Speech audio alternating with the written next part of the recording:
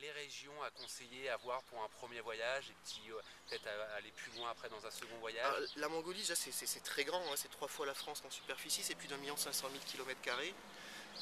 C'est très peu de monde, hein. La plus faible densité au monde, hein, de population au monde, 1,7 habitants au kilomètre carré, dont la moitié à Ulaanbaatar, dans la capitale. Ce que je conseille, hein, aux personnes voulant découvrir la Mongolie, c'est déjà de ne pas essayer de tout faire. Hein, à essayer de faire trop de choses, les gens passent parfois plus de temps dans un véhicule que dans la nature. Pour les personnes ayant pas beaucoup de temps sur place, et la région du centre, la vallée de l'Oron, qui est vraiment une terre de nomadisme, avec des super possibilités de randonnée, que ce soit à pied ou à cheval, à partir de 7 jours, 10 jours, voilà, vraiment se concentrer sur cette région. Il y a quand même le parc national de Terelge, hein, qui est tout à côté d'Oulan-Bator. Donc ça c'est idéal pour les gens qui sont vraiment sur une très courte durée à Ulaanbaatar, 3 jours, 4 jours, qui viennent en train, en transsibérien, qui s'arrêtent que 3 ou 4 jours. C'est à côté de la capitale, il y a 2 heures de route. Et si on s'éloigne un tout petit peu de l'entrée du parc, on arrive vraiment dans des régions encore sauvages et magnifiques. Ça fait partie des plus beaux paysages du pays, avec des steppes, des montagnes, des forêts, des formations granitiques. Donc pas mal de choses à faire, idéal pour partir 5 jours en randonnée. En 2 semaines, soit le Gobi, soit le nord du pays, avec le lac Kousgoul, là des paysages plus alpins.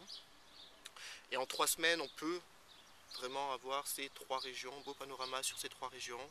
Après, pour des deuxièmes voyages ou des gens qui sont plus sur des randonnées difficiles, il y a l'Altaï. Alors l'Altaï, c'est très loin d'Oulan-Bator, c'est à 1600 km. Donc c'est un voyage en soi, mais qui offre des paysages encore très différents, avec de beaux glaciers, de superbes randonnées. Il faut, à mon avis, au minimum 15 jours et idéalement 18-21 jours pour découvrir l'Altaï. Et ça s'adresse vraiment à des trekkers. Des trekkers ou de la randonnée à cheval. Par la randonnée à cheval, c'est plus accessible. C'est pas une randonnée difficile, mais en termes de randonnée à pied, ouais, c'est assez physique. C'est pas technique, hein. Il suffit qu'il faut être en bonne condition physique, avoir l'habitude de marcher, avoir envie de marcher, mais pas quelqu'un qui marche vraiment très occasionnellement. Et est-ce que la Mongolie est un pays qui est adapté pour les familles? C'est un pays très adapté pour les familles. La première raison, c'est que les Mongols adorent les enfants. C'est un peu la culture asiatique, je pense, vraiment mettre l'enfant en avant et prennent vraiment soin des enfants. Après, c'est des voyages un petit peu adaptés parce qu'il ne faut pas faire 6 heures de route avec des enfants, mais aller dans une région, passer 3-4 jours chez une famille où il y a toujours des enfants. Il y a les animaux, il y a la nature, les enfants vraiment adorent ça. Et dès 3-4 ans, hein. Je suis parti avec un couple d'amis qui avait un enfant de 3 et 5 ans.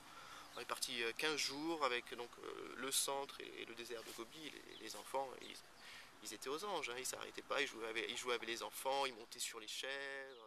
Et du coup, pour toi, quelle est la meilleure saison pour faire un voyage parce que c'est quand même un climat continental. Alors Quel est c'est le un meilleur climat qui est moment? très continental. Donc la saison en Mongolie va du début du mois de mai jusqu'à fin septembre, début octobre. Sachant que le mois de mai, on peut avoir une très belle journée là, comme aujourd'hui, une trentaine de degrés, un très beau ciel bleu, mais le lendemain il peut neiger. Donc c'est un petit peu Aléatoire. aléatoire. À partir de juin, juillet, août, mi-septembre, vraiment un beau temps fixe entre 20 et 30 degrés en journée. La Mongolie qui est réputée pour avoir 260 jours d'ensoleillement par an, un pays assez sec.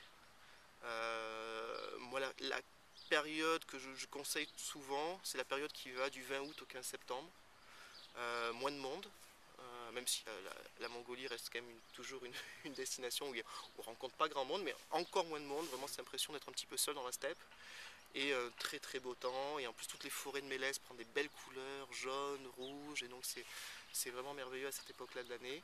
Ou un petit peu avant le début de la saison, en juin, où on a vraiment des très belles journées. Et c'est la période de floraison.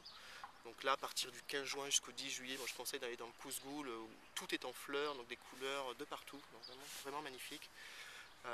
Et après, il y a le festival du Nadam, hein, le 11-12 juillet, qui est la fête nationale mongole.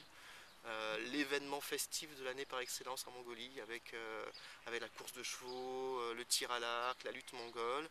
Et ce que je conseille en général à nos clients, c'est d'éviter par Ulaanbaatar si possible, et d'aller célébrer ça à la campagne, dans un petit village où on a beaucoup plus de proximité avec les athlètes, les habitants. Moi, j'ai déjà eu des personnes qui sont même inscrites au concours de lutte mongole et qui ont lutté avec les Mongols. Il y en a même un qui a passé 2 tours. Donc, et ça crée des moments extraordinaires parce que pour les Mongols, de voir des Occidentaux qui viennent participer au concours de lutte, c'est génial. Première question, comment on fait du coup pour venir en Mongolie? Quels sont un peu Les moyens de transport. moyens de transport, notamment au départ d'Europe? Alors, il n'y a pas de vol direct depuis Paris, hein, il faut obligatoirement une escale. Il y a 4 solutions, hein, en avion.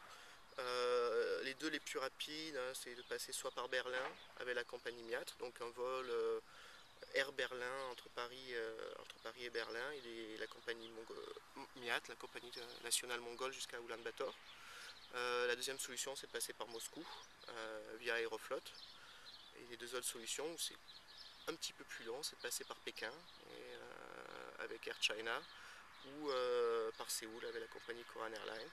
Et pour les gens qui ont du temps, c'est bien sûr de venir en train, hein, soit depuis Moscou, soit depuis Pékin, et d'emprunter le trajet du transmongolien, qui est un voyage extraordinaire en soi.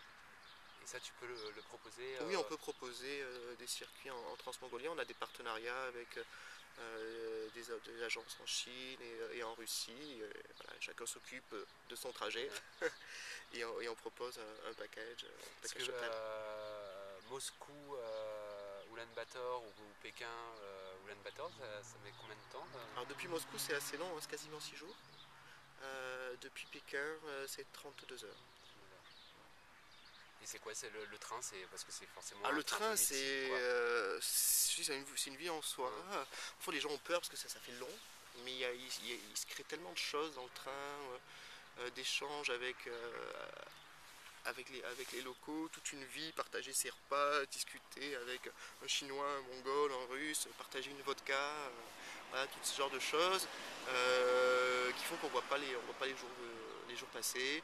Puis on peut aussi jouer aux cartes, on lit, et voilà, toute une petite vie. On s'arrête de temps en temps dans les gares, on achète sa nourriture, son poisson à la grand-mère en Russie, ses bottes en Mongolie, et voilà, c'est assez exceptionnel. Il faut qu'on propose un circuit.